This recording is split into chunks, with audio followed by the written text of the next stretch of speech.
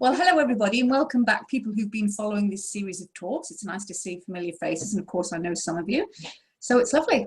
So in these discussions, and thank you to my lovely friend Wendy who sets this up, this is about being open and authentic and honest and direct with the discussion about the spiritual arts, the intuitive arts, mediumship, in whatever forum, whether it be any aspect of mediumship. So just fire away at me and I will give you the best that I can of myself and my experience. Okay, I've been studying mediumship for a number of years now. Mm-hmm. And I normally teach at a university, and I'm taking off next semester because I want to write a book on mediumship. The places that I've taken classes, I've been, mixed feelings about over the past 14 years. I have my own website. I have some classes I teach. I do sessions. I don't charge at this point. That's another thing. I'm hoping to open up my own business. But I'm also I find myself this past month or so very attracted to the Arthur Findlay College. And I'd like to explore some of the courses there, but I'm not sure how to go about choosing the right course or how to, go about doing that, either online courses or when COVID is over, going out and visiting the college. I feel that it would be a very good experience. And I have something to learn from going there as opposed to staying in the States and doing the things I've been doing. Okay. Well, of course, I'm an Arthur Findlay College tutor, so I'm going to rah-rah the college. Right. And I love it. And my colleagues and who I work with around the world, and I'm generally there at least 6 or 7 weeks a year. At the moment, I'm currently teaching online for them because most of us are teaching online at the moment for the college because of the situation with the UK. So it is probably going to be quite some time before anybody can go. But I'd also recommend, if you haven't been, to go for the experience, because it's very traditional spiritualist based, English based, even though it embraces all aspects of spirituality.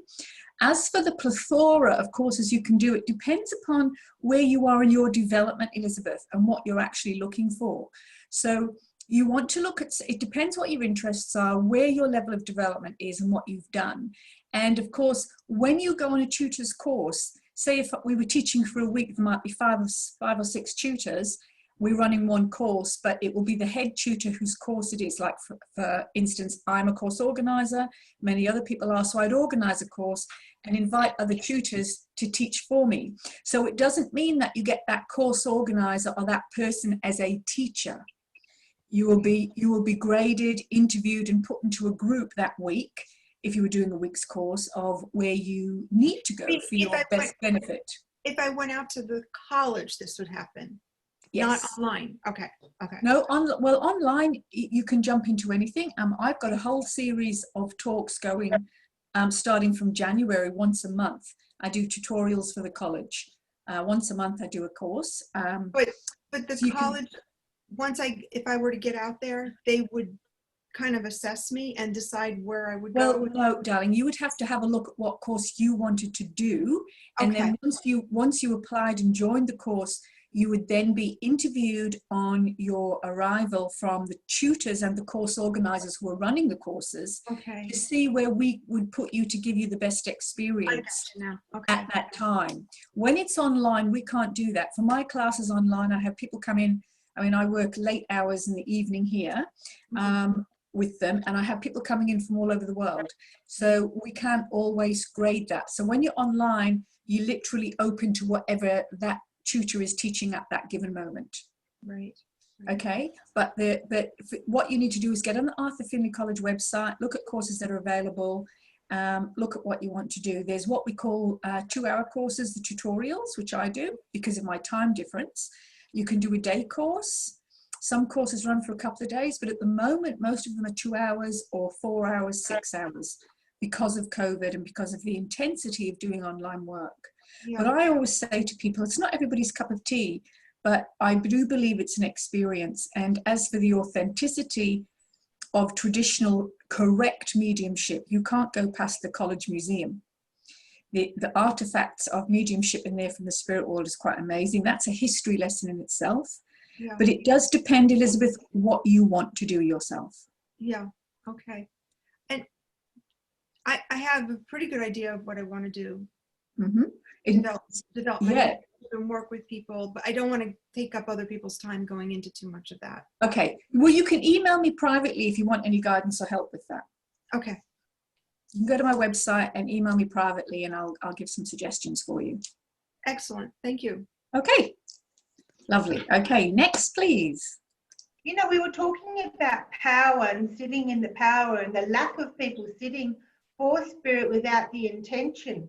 You know, they're sitting, using the energy while they're sitting. Can you explain sitting in the power and the purpose it is for a medium, please?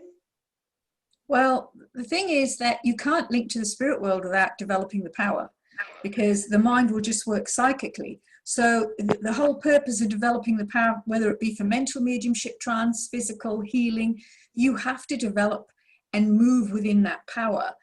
You might have a natural ability where you have spontaneous interludes or occasions with the spirit world where you can gain information. But to really, truly develop the mediumistic faculty, you need to become aware of the presence of the spirit. And if you don't develop the power correctly, you will not be aware of that. So therefore, you could be working on a psychic level as opposed to the spirit level. And then we go into the different levels of consciousness of thought forms. And psychic work is fantastic. I love psychic work. But you can pick up so much from the auric field and the memory of people around you that you can literally make people believe you're talking to the soul and the spirit world, and you're not. You're just gleaning the memories from the aura of the history of the person that is segmented within that person's nature. So you could be, you know, I could sit and talk to you and tell you about your grandmother, and it might be all, and you might go, wow, and it might be all the facts about your grandmother, but it doesn't mean your grandmother's with me. I could be gleaning those facts from you. And the only way to discern that is by feeling the presence of the spirit. So we do have a lot of people thinking they're working mediumistically, and they're actually working psychically. There's no presence. Yeah. And that's why the sitting in the power is very, very important. It's a spiritual discipline. So when you sit in the power, it's really important to understand that we don't ever look for information. You should not go to sit with the spirit world to ask questions. You shouldn't go to the spirit world to try to get a contact. If you can just be vulnerable and surrender yourself to allow the spirit within to expand your own auric energy, have self-awareness, and let that awareness build so it then starts to blend with the source of all that is, which is the great power of what we're talking about, where the spirit is. You will allow yourself over a period of time to have levels of experience, because your mind is slowing down and quietening down, even though we can't turn it off. The expansion of your own spirit within and that feeling of being at one will give you experiences of clairvoyance, clairaudience, clairsentience, but it will not operate on your demand. If we're operating on your demand, then what you are doing, if you think this is a spirit mind, I'll do this very raw, guys. This is a spirit mind wanting to communicate with Christine's mind here, wants to interpret those, penetrate the auric field so Christine can interpret that information. But if Christine's logical mind is coming up because her power is not strong enough, and I'm asking the spirit world questions, I'm actually clashing with that vibration through thought. Does that make sense? So I am causing a fractious vibration to the etheric vibration touching my mind to impress me. My mind's going, how old are you? How did you die? What was your job? What was your weight? Where did you live? What's your surname? Blah, blah, blah, blah, blah, which is a load of garbage, right? Because if you direct like an interview to the spirit, your mind is creating thought, which is energy. You are engaging your brain, and your brain is then sending the thoughts out into the ether, which is causing fractious disruption with the thought of the spirit world. And that's why you'll get a bit of the spirit and a bit of you, a bit of the spirit and a bit of you. So once you develop the power and you sustain this to a level of depth where you can hold the power and you can hold the communicator, there is no need to ask questions of the spirit. Yes, you can talk to them and say little things, but not fire lots of questions at them, because the information will just normally flow through your mind. Information just flows through your mind like a vibration. And it is your inner perception that grabs that and interprets it and delivers it to the recipient. But if your power is lacking and you're not maintaining your power, your mediumship will be sloppy. Does that make sense? Beautifully explained, Christine. Good job. Best I can do. Okay. Good job. Thank you. Okay. Yes, Susie. Right. Christine, I've been working on feeling what feeling spirit's trying to give me. But because parts of my life I've had to shut down for reasons of safety and things, I'm finding it very hard to open back up again. Chris gave us an exercise to sit with different emotions, which I have been trying to work with. But have you got any suggestions to help me get really into the feeling that the spirit's giving me? Well, I can't make you feel, but what I can say to you, you can use the exercises, but just think, tell me your favorite song, Susie. What's one of your favorite songs?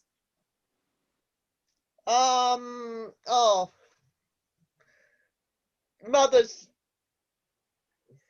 the one about growing up to be cowboys. Okay. Willie Nelson song. What does it do to you? It takes me back to past memories of a particular time in my life. So it moves your mind mentally through a passive progression of the past. What emotion does it evoke? Happiness, achievement. There was a lot of comradeship and things at that time. How do you know you're feeling those emotions? No, that's a good question. Because the reality is you are. Your memory is taking you back. It's evoking emotion, and the emotion is touching something within you that if it's happy times, it brings a smile to your face or a little giggle. If it's a sad time, it moves the emotion to tears or a feeling of vulnerability or sensitivity, sadness. So your emotions are actually in tandem with your thoughts on a mental level. And so all you have to do is let go of the fact that you're trying to feel and just be in the experience. The more we try, we will not experience. And all of mediumship, whatever you do, is just an experience. So the more you just say, I'm going to have this experience, I'm going to laugh, I'm going to sing, it's bringing back joy, it's bringing back sadness, I feel teary, I'm giggling like mad, whatever it is, you just be in that emotion. And that is the expression of feeling. Go, oh, I really felt that. I really felt that. So you actually are feeling, Susie, but I think you might be over trying. I'm not feeling what the spirit's bringing me. You are, but what's happening is your logic brain is quickly trying to interpret it before actually being in the moment of the feeling. Okay. I have a little thing, and when I get like that and I feel the spirit's here and I want to be closer with them, I just say in my head, dance with me. Dance with me. Just let me dance with you. And all I do, I don't look for information. I just feel the rhythm of the power of their mind, and the expression and the feeling of how they are just comes through in a natural process because I'm not trying to do anything. It really, really is in the surrendering. But I would actually say by looking at you, you're probably feeling already, my love, and don't realize it. You're looking for the logical, mechanical aspect of a fundamental function of us, and particularly as mediums, and you won't get a logical, technical aspect at all because it's a moment of experience. Yeah. Thank you, Christine. You're welcome. Right, Christine, if I may. Yes. I've been doing trance work for over 10 years now, and I'm still developing with the gentleman that I have on the other side.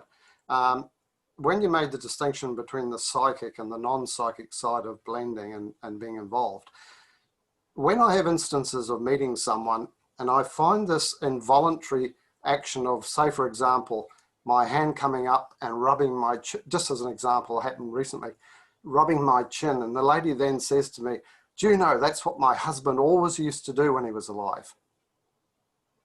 Or I'm looking at the person and my eyes suddenly go to a part of their anatomy, and I'm giving something to do with their health. Can you sort of give me some guidance? Well, first of all, let me express this, is that if you're beside someone and all of a sudden you start taking on the mannerisms of someone they know who's in the spirit world, it doesn't always necessarily mean they're there. You may be also gleaning that psychically from that person, or perhaps the spirit is close to you and you're just taking on the mannerism of them, but that's not trance mediumship. That is just an overshadowed state where the blending is close. But you could actually just do that psychically. And especially, and if you get close to someone and all of a sudden you have a feeling of something around their anatomy, that is psychic as well. Okay, that's your psychic ability naturally functioning. Like, is that exactly like I look at you now? I know that there's a problem with your ears. So there's either been an issue with your ears in the past, and also there's a lower back and hip problem. So if I say this to you, there must be an area of your lower back and your hip that actually is an ache or a twinge. I don't know if it's an old injury. There's, even just looking at you, I can sense the color discoloration around the auric field. And I know there's either been hearing difficulties in your family or you've had ear problems. Okay, not something I recall, but interesting. Thanks for that. Do you understand about the lower back and the hip? Well, I do go to chiro just once a month. That's only for maintenance. I can't say that I've had anything that's needed treatment, shall we say. Okay, but even if you go to chiro just for treatment, there's obviously still something there within the colors that's showing within the auric field. Okay, interesting. So it may not be a major injury or problem, but there's something around those areas which is affecting the color shades that I'm feeling in the aura. And there definitely was someone in the spirit world around you who was deaf and hard of hearing. Okay, thank you for that. Right, you'll look for that, you'll find it. So you see, automatically, my mind is working psychically on a roll without even, I'm not cognitizing, I'm not thinking. Right. So to finish off, can you, well, how should I differentiate when I'm doing my trance? I still sit in the power, which I've been doing for 10 years plus. And I do have people from the spirit world that talk through me. So how do I differentiate the delineation, as it were? Okay, but so do you have a trance circle and people sitting for you? I'm with a lady who's done this for many years, and yep. Okay, so if you have somebody sitting for you, she should be able to discern if that is the spirit or that's part of you, because the true trance state in the spirit takes years to develop. And at the beginning, as the influence blending of the spirit world comes through the medium, it touches the medium's mind and flows through, the same as mental mediumship. So at the beginning, there's always a mix of the medium's thoughts and mind within the trance speech. So your teacher or the lady who's guiding you, Alan, should be able to say to you, Alan, this was you, and then we had this blending of the spirit. Yep. And so you recognize it and you let it go. And the trick is with trance mediumship is just to have the discipline to sit regularly and get your sitters to monitor the work that's coming through, so you can know what's you. And it should be information that has nothing to do with you and you have no recollection of, if it is an independent consciousness. Yep. Well, that makes sense. Yeah. Yep. I just want to say, are you sure you haven't had a hearing problem? Absolutely not that I'm aware of. Actually, Right. The last time I ever had a check, which was probably about 15 years ago, it was actually very, very good. So I don't know of any deterioration. Yeah. Okay. So, I'm not putting the heebie-jeebies on you, darling. I'm just telling what you was that. Christine? I can just see, Alan, I can just see the colors around your ears, but I just want you to watch. Okay. Thank you for that. Cheers. Nothing bad, nothing negative, nothing predictive negative. I just know that there may be a hearing issue at some stage. Okay, I'll remember you for that. Yes, you will. Okay. Thanks. Right, next, please. Hi, Christine. Hi. off the back of Alan's question, and also I think it was Karen's question about the psychic side of things, you were saying I found it interesting, you were saying if you're asking questions, that can put you in a thought process and that can tip you into psychic. Okay. So I actually don't ask questions. I've never liked that. I say I work organically, so I just allow spirit to tell me what they wish to give to the sitter. Does that mean that I'm always with spirit if I'm not asking questions?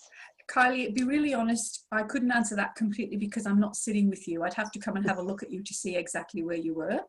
But the fact is once you start to engage your brain in the process of thought of asking questions, you then stop what's flowing. So I would say to you, it could be that you're doing a little bit of both, because you've got to fluctuate through the psychic to get the mediumistic state right. Okay. And I mean, psychic work is fantastic. I love psychic work. I do lots of psychic work as well as mediumship. But it's just a matter of you differentiating what is real and what's not. You can gather so much psychically from someone. You know, like just Alan, can I just use you because I haven't met Alan before, so I know I can do this to him.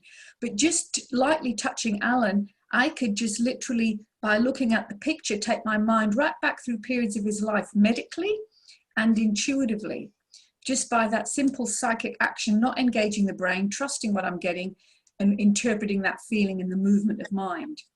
One of the things I suggest, Kylie, is that you just diarize things. And yes, you know, we do speak to the spirit world. If I have a contact and I get something, my recipient says no, I say, okay, and I move on to my next piece of information. And if it's important, the spirit will bring that piece of information that someone said no back round to you in a different way that you can interpret, and your sitter will say it. Yeah, that happens to me. Okay, so that will happen. But as soon as they say no, and then you start thinking, oh, well, have I interpreted that wrong? Am I saying the wrong thing? What's this? What's that? What happens is you start to cause the filter of the mental brain starts to become active. If you go to sit in the power, who's with me? Is there a guide there? Who's with me today? What's your name? What's going to happen? Da, da, da, da, da. You are engaging the conscious mind. And as soon as you bring the engagement of the conscious mind into action, you dilute what is coming through from the spirit. You want to be in that flow of the river of communication where you're just in the river and you're swimming with it and allowing what comes through naturally. But again, it's trust, confidence, discipline, and the building of the power. But start diarising, Kylie. Okay, so I'm not worried about getting no's. So I try to just interpret it a different way once at least, and then I move on. I'm like, okay, it's not going to happen now. You don't know, I don't know. I'm just going to move on. So, yeah, I just want to make sure, because somebody said something about not knowing when you're going psychic and things like that. So, of course, if we don't know the feeling of the difference between when we're psychic and when we're going spiritual, is it in the reaction of the sitter? In other words, if they cry or if they laugh or if they have that knowing memory or something? No, it should be with you, the medium. It is more evidential for the medium to know who they're with and what they're doing. And if you are, you know, and I'm going to be really frank, Wendy knows me, and I mean this with great compassion and respect, because we want good mediumship and we want good high standards to be maintained for the work of the spirit to continue. If you get out there working too early and you get stuck into bad habits, you'll be a medium of bad habit. If you haven't got anybody with you to pull you up, put you in the right direction, to link with you while you're training, to tell you where your mind is, you will just flow and just very innocently, not even realizing that you're touching the mediumship and the psychic. Because remember, mediumship flows through the psychic faculty of the mind. Okay? So as the mediumship flows through the psychic faculty of the mind, it's going to pick up debris that's in the psychic mind anyway, and of the mind of the medium. And when you're not fully in the power conversing with the soul and the spirit world, you're not holding the power correctly, that debris gets mixed up with the information. Does that make sense? I think so. No, I'm not happy with a think so, Kylie. I'm not that sort of teacher. Talk to me. So what do you mean by that? Well, if the mediumship flows through the psychic mind. No, darling. Mediumship is a faculty of, is an aspect of the psychic faculty of mind. Mediumship is an aspect of the psychic faculty of mind, because everybody is psychic to various degrees, but not everybody's a medium. Because when I say I'm going to do psychic, I clam up. Do you? If I say I'm going to do a psychic reading, I can't. I believe it's because I'm actually kind of feeling like I'm judging you, the sitter, because it's not the link that I'm passing messages from. I believe it's something that's my issue, and I'm putting a block in front of it. But yeah, so psychic doesn't work for me. So it should be. You can't be a medium without being a psychic. Oh, there you go. So therefore, Kylie, you can't be a medium without being a psychic. So you have to now start analyzing where all your information is coming from. Is it all from the spirit, or are you actively working psychically without even realizing? You need to understand the psychic influences first before you jump straight into the spirit world. But and that's why I think it's important to diarize. Are you in a development group, Kylie? I've been asked that before. Can you clarify development group? Because I'm in many circles, as we yeah. Well, a circle. Are you in circles with people who are helping you with what's going on with you? Some of them have leaders, hosts that do help. Okay. So if you're working and you're practicing and someone's linking with you and working with you to guide you where you are and how to get it out of the pitfalls and habits, you should be okay. I'm sure you are okay. I think you might just be over concerned that what you're doing is correct, but that's okay.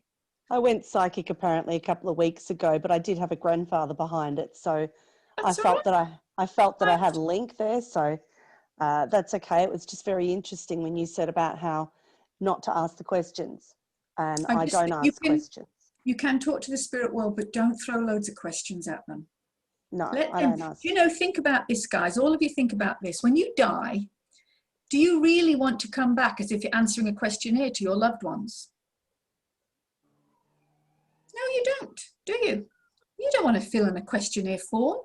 You want to fill that space, those few moments that you can touch a medium's mind with all the love and compassion and understanding that you have got within your soul to touch that loved one's heart in this world again. Okay?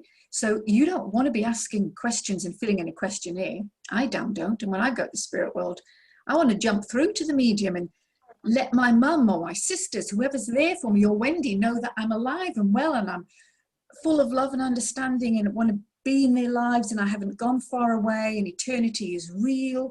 Not like how high were you, what was your weight, what was your surname. My family already know all that about me.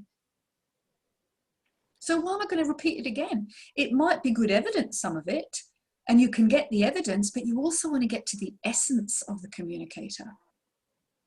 Does that make sense?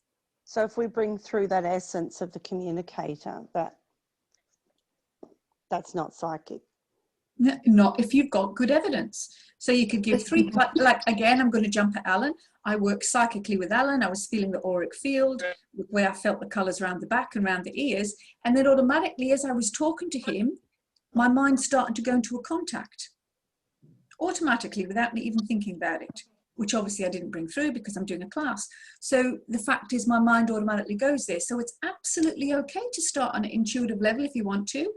But you do want to develop your mediumship so that when you do sit, you know that you're going to move to the spirit. But sometimes you have to talk psychically for 5 or 10 minutes before you're aware of the spirit because they're not on your demand. Okay, so I have that happen too, where people tell me stories and then I start to connect and I go, all right, well, let's try this. And you start to give them what you're getting and they start to give you feedback on it. So, well, everybody works differently, but I would have to monitor you and watch you with working to see exactly and guide you where you are. But remember this, guys, your intent equals your content. I think I said that the last class. Your intent equals your content. It's about intention. Okay. Thank you. Next one. Hi, Janet. How are you? Hi. Hello, everyone. Hi, Christine. So my question is about the psychic mediumship thing as well. And you mentioned about feeling the presence of spirit. Mm-hmm. And my question is, what does that actually feel like? How is that different from feeling it psychically? Well, it's going to be different for everybody. That's a hard question. It's different for everybody because it's an experience, as I said before. But there's definitely a presence with you. It's like you have an inner awareness of something that's beyond yourself, bigger than yourself. And there's a shift in energy that goes on around you. For me, when I'm working, psychic work feels very flat, quite cold. Okay, it feels flat. When I'm working with the spirit world, I feel I'm in movement. So I feel like I'm being moved to speak or moved, and there's a presence and a feeling there very, very effectively. I don't have to think about what I'm going to say, it just comes out. So there's definitely a difference, but you will only get to know the difference for yourself by the practice. Okay, well, may I give you an example then? Mm-hmm. Maybe you could, so I was working on Sunday, and after the music, or during the music, spirit came. I was shown two spirit couples. I didn't know who they were for at that moment because I was working in the British style. So I just started describing them. They were dancing together, and I could see them. So I described what they look like, a bit of their personality in that. Is that what it feels like? Is the mediumship feels like, or is that psychic? Well, again, you could get that psychically. Okay, so what would I've had to have felt to know that was mediumistic? The presence, the feeling, a presence, an energy, a sense of presence. It's like an inner knowing. So it's possible that there definitely was the spirit world. But if you have someone, say if you were thinking of your mom or your dad, and you had very strong thoughts of them, and you go for a reading, the psychic or the medium who's working psychically can just read the thoughts of your mind and give all that information from memory. Right, I understand that, but I was feeling this couple. I was seeing them clairvoyantly, and I was feeling them. Well, therefore, they were dancing together. I was actually feeling them dancing and what they were like. And did your recipient understand it? Excuse me? Did your recipient understand it? Yes. Well, then I just put it out there, and then someone could take the couple. Yeah. Well, there you are. You've probably touched the spirit world, Janet. That would be with the spirit world. Remember the feeling. Oh, thank you, because that was my first time going up in the British style. Yeah. So that's great, because I could feel it very strongly, and I didn't know who they were for at that moment in time. So thank you. So I have an idea of what it feels like. So you'd be looking for evidence of the communicator as well as the feeling of them. Okay. As well as the feeling of them. Does that make sense? It does, yes. Thank you. There is a difference. Okay. Thank you very much. I'd like to just go back to the trance side for a minute. I've got a couple of people that I have sat in circle for, like, they're the ones going into trance.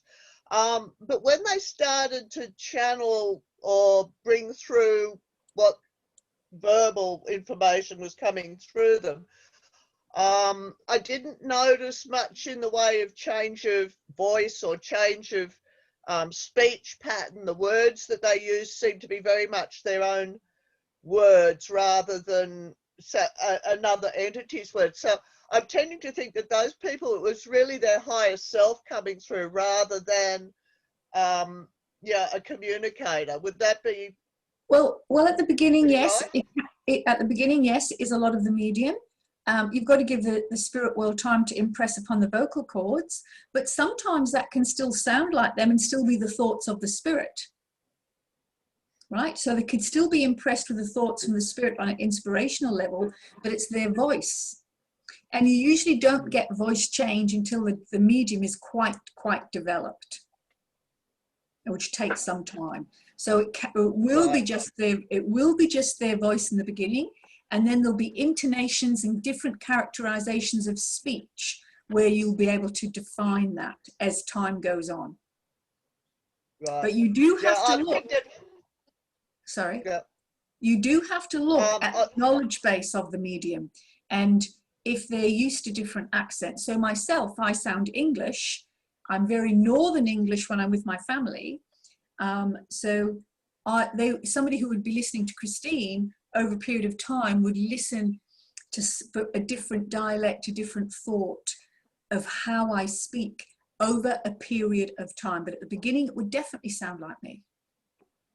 Yeah, because I worked with a couple to have a very definite, yeah, change in voice, change in pattern of speech, and things like that. So yeah, I just wanted to just clarify in my mind with these other ones, one who is experienced and one who is developing. Because I hadn't been convinced with the more experienced one that she was really bringing through someone else. It just didn't, right. Well, you have to trust right. you have to trust your instinct, because there again, guys, you have to look for the presence and feel the presence of the spirit. I always will look for the presence of the spirit before I will judge anything. You can tell me all the correct information, but if the presence is not there, I wouldn't believe it. Always looking and feeling for the presence of the spirit. Philip. Yes, thank you. First, thank you for doing this. I really appreciate it. I know the importance of building the power and sitting in the power, but what about raising your vibration? Can you touch on that? When should we do it? How should we do it? How it correlates with sitting in the power? Because I always hear raising our vibration for, you know, giving a reading.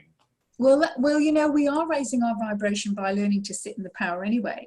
But you can raise your own vibration just simply by having a positive aspect of mind, positive intentions, you know, and surrendering, and also have this within your own soul to be of service. And too many mediums today are guided by limelight. Don't be guided by that. Be guided by what the other spirit world want, what the spirit world want from you, what the other world need, and where you can help fulfill a need, which may not be how you want to work, but they can only work with your limitations. So if you think I'm going to be the world's best clairvoyant, but the spirit world's saying, no, you're actually more clairaudient, there will always be haphazardness within the development. Does that make sense? Yes, and I'm still waiting for them to tell me how they want to use me and where I'm supposed to be and where they want let me tell you, after 30 years, so am I. It doesn't happen like that. The spirit don't say to you, you're a physical medium, you're a healer. That they very, very rarely use that terminology. That is normally more from people's own ego.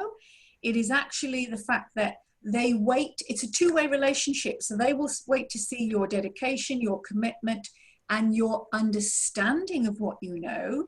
And then you'll find that you'll either be guided or put into places which is right for you. And when I first started, I did all sorts of stuff, which I spoke about in previous classes, before I got onto the correct road. So it's like that inner searching knows, and the spirit will guide you in a way. But they don't come to you and say, you're a medium, you're a healer, you're a physical medium, you're a trance medium. That's all ego. The spirit world don't work like that, because if you think about it, they say that to you. And then you build that up within your mind, and then you think, well, the spirit world told me that. Why would they tell you that if the development hasn't taken place yet? Because the development may start, but something may happen to dismantle that. And also the spirit world can't interfere with free will. You might think you're the world's best physical medium, and they might want you to be, but if your free will says, no, I'm going to be a shopkeeper, they can't do anything about it. It's a big play here, a big thing at play. It's not just going to a class and learning to get contacts with your granny and your mum and dad. It's much, much more. It's much bigger. But I cannot stress enough, it's so simple. If you keep your intention and your heart and your correct mind positive, the spirit world will more than meet you halfway, more than meet you halfway with that. You have nothing to worry about, Philip. I can tell by looking at you. Thank you. You have nothing to worry about. Judy? There's Judy. Yes. Hi, Judy. I'm over here in the dark. I can see you. I have a question that's kind of the same question Philip had asked last time about being really, having the readings really flow and spirit come in. I can feel them, pick up all really great evidence, information, messages. And then something happened, I think, earlier this year where things just kind of fell off. It feels, and this is the way it feels to me. Can you hear me okay? Yes. Yeah, I can hear you. Okay. They used to feel very close. I would get a really strong connection, and I could feel them standing behind me just as if a solid person was standing behind me, and really get that information in. But now it feels like they're far away. And I don't know if this is my psychic mind putting this, my little vision in, but it looks to me like they're standing behind a metal gate barrier that for some reason I can't move that barrier to get that clear connection. I'll pick up bits and pieces of evidence, little bits and pieces of information that will make sense to the sitter, but I can't put the whole flow together. I don't know if it's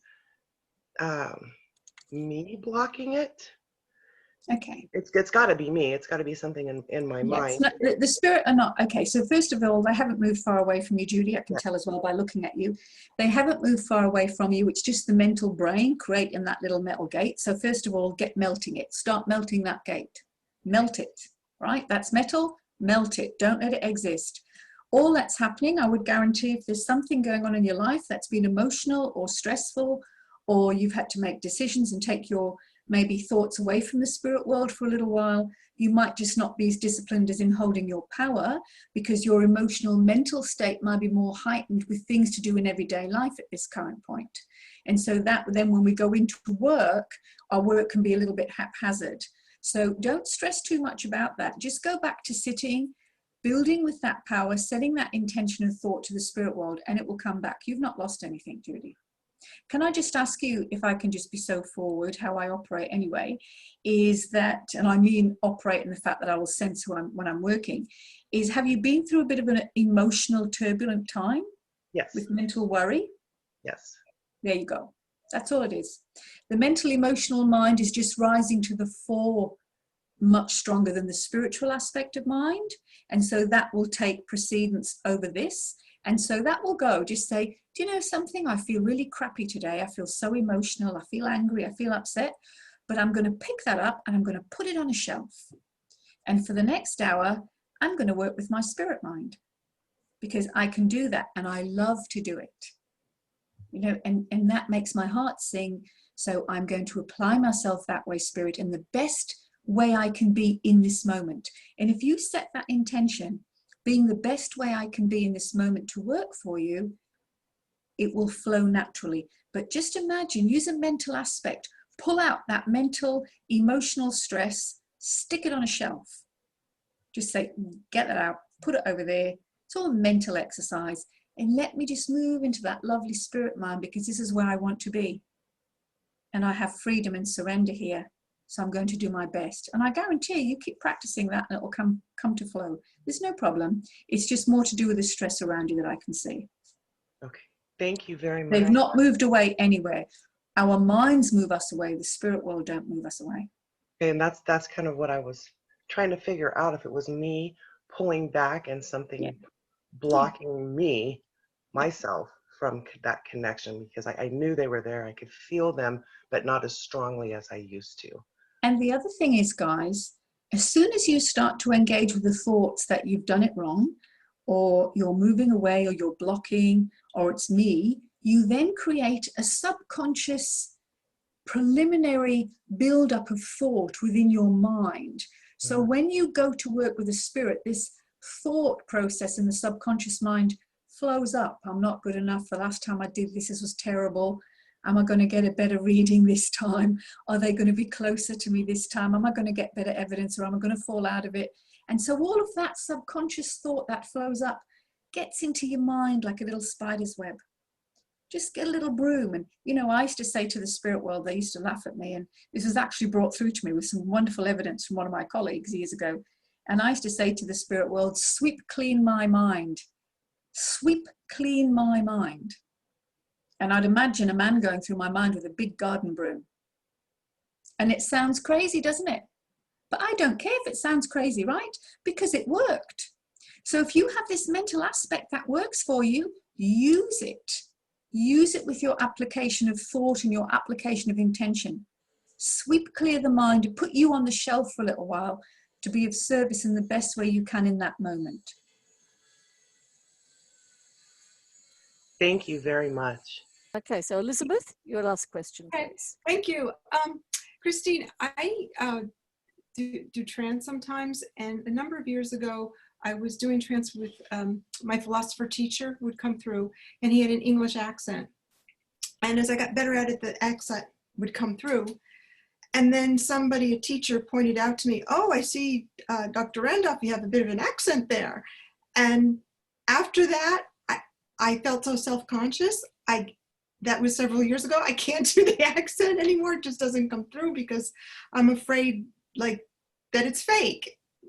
And so Dr. Randolph was standing behind me, and I feel that he's telling me that if I ask you about this and put that intent out there, that's going to help change that. Well, again, it's just like probably, Elizabeth, just blocking yourself really, because if you're sitting in a trance state, you have no control over that. You've always got control, but if the accent's going to happen, it's going to happen fundamentally in a natural way. So the fact is, if that's taking place, then I would say to you, don't worry too much about it. Just go with that flow and start sitting again. And if it's going to happen naturally, it will come back naturally. Okay. Okay. Because it sounds like your mental mind's just blocking, stopping. Yeah. Because I read somewhere that if they have an accent, it's not real. Somebody wrote that in a book, and it got in my head, and they said, "Oh, they're evidential." Accents can be evidential as long as it's not part of you. Yeah. Because we do have mediums who bring through people in accents, and then we realize that their accent is linked with their own heritage, and that can all be subconscious as well. Okay. So no, go with it, just sit. I could feel Dr. Randolph smiling behind me, so he likes your answer. Okay. Right, now we don't have any more time because Christine does have to go. Would anybody like to thank Christine for today's session? I'm just thanking Christine for everything, and that answer to that question that I asked was very powerful for me, so I really appreciate it. Good. You know, guys, it's all about everybody being supportive. I'm very much a big thing about community.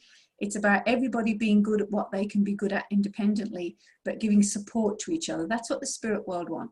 They want humanity to work in the aspect of community with whatever ability in whatever way we can. And that's what you have to remember. It's all about compassion. It's all about healing, and it's all about the intention of heart. So true.